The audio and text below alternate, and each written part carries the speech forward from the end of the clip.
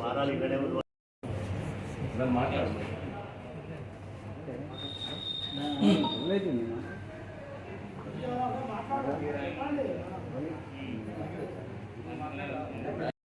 Arrest చేయడం లేదు.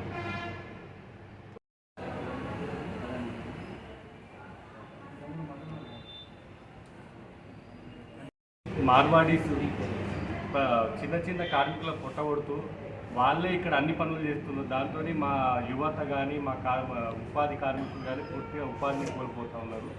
దీన్ని ప్రభుత్వం గమనించి మాకు తగు న్యాయం చేయాలని కోరుతున్నాను.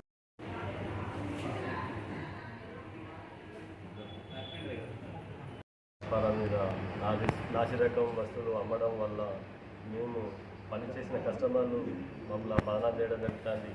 వాళ్ళు వ్యాపారం చేసుకోవడం మొదలుకొని మళ్ళీ మా వృత్తిలో ఎంటర్ అయ్యారు కాబట్టి మా కుల వృత్తిని కోల్పోతానమనే ఉద్దేశంతో నిన్న ప్రెస్ మీట్ పెట్టడం జరిగింది. దానికి గాను షాపులు యజమానులు అందరూ బంద్ చేసుకొని సంఘీభావం తెలపాలని రాష్ట్ర వ్యాప్తంగా బంద్ పిలుపు ఇవ్వడంతో మేము బంద్ పిలుపు ఇచ్చి సంఘీభావం తెలపడం జరిగింది.